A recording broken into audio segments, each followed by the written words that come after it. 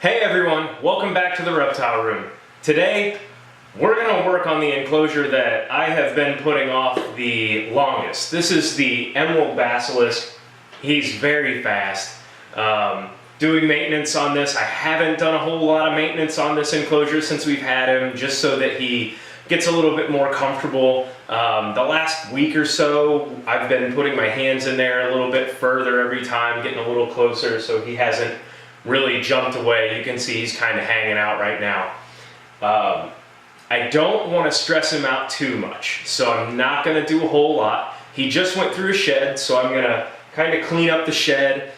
He's been digging a whole bunch in this far side over here, so I've got to kind of clean that up a little bit. One of the temperature probes has been dislodged, and now the temperature's been a little bit out of whack, so I got a little bit of work to do here. I just hope he doesn't try to jump out and kind of run off, but luckily we're in an enclosed room. Should keep it a little bit safer. He isn't going to get out into the rest of the house, so follow along with this, guys. This is going to be, this is definitely the challenging one.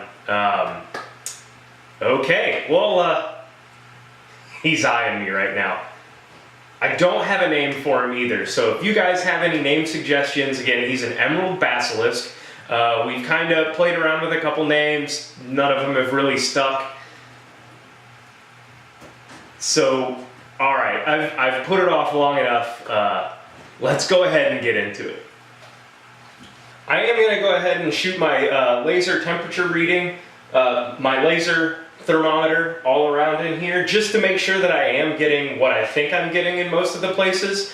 To start off, we put a belly heater on here because it was the only thing that I had when we got him. We obviously have the ceramic heat emitter on him now, and I think that's all I'm going to go with. So I am going to take that off the bottom. It's not glued or anything, it's just kind of resting there, pressured up against the bottom of the enclosure. So let me go ahead and take a few temperature scans real quick.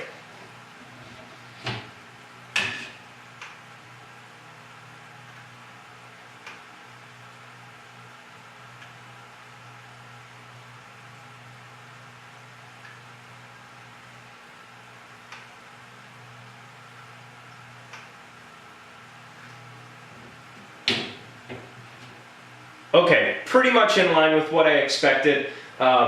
Low 90s. I kind of want to give him a little bit of a warmer hot spot. So that's why I'm going to try to get in here and move the temperature probe so that it's reading the right spot. No, it's okay. There you go. Go to the other side. Go to the other side. So far, it's going about as good as I've expected. I'll kind of show you a little bit of a close-up on him. I really am trying to limit the stress to him. I've decided to go ahead and pull out some of the longer coconut fibers in there, just because when there are superworms and mealworms that have escaped in here, and he does like to go digging for them, and I don't want him eating anything that's going to impact him or anything at all.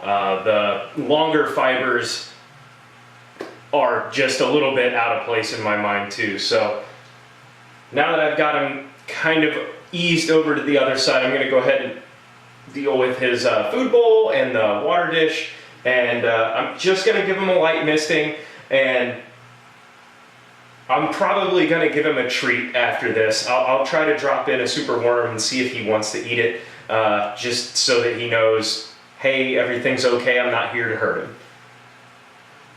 Okay, this has been pretty interesting so far. I'm going to get back into it. Okay guys, well, that wasn't as painful as I expected it to be. He seems to have done pretty well with it, and I didn't do a super in-depth cleaning just to try to keep the stress down. So I'm going to be working with him a lot more over the coming weeks, months, years. I mean, he isn't going anywhere. I can't wait to see him all mature with big sails and a lot of color. So I left the enclosure kind of the same. I swapped the food dish and the water dish, just because it'll make it easier to shoot some videos of him mowing down on some super worms. So let me go ahead and bring you guys in for a closer look. Okay guys, here he is. He's got those bright yellow eyes. They're so cool. But you see how it's a little dark on his nose there? That's the one thing that I'm trying to reduce the stress on him. That's nose rub. He was at PetSmart and my lovely fiance was there and saw him. They had a sale going on because no one wanted this little guy. She felt real bad. I had this enclosure, so she decided to go ahead and bring him home. So his nose rub is getting a lot more healed after that most recent shed. After the most recent shed, he's really gotten it a lot better. You can kind of see the blue coming in under him.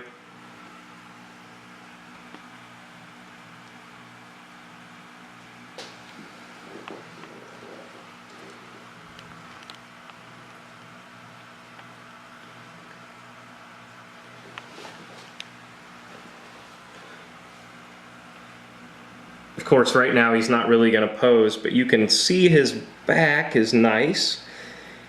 He's starting to form a little bit of the sail, which I think is super cool. I can't wait to see that. I really like the sailfin dragons, and these emerald basilisks are kind of like the new world sailfin dragon.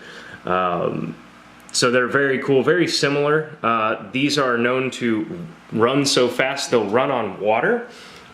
Maybe one day I can give that a shot. He is going to move into a larger enclosure by the end of the year.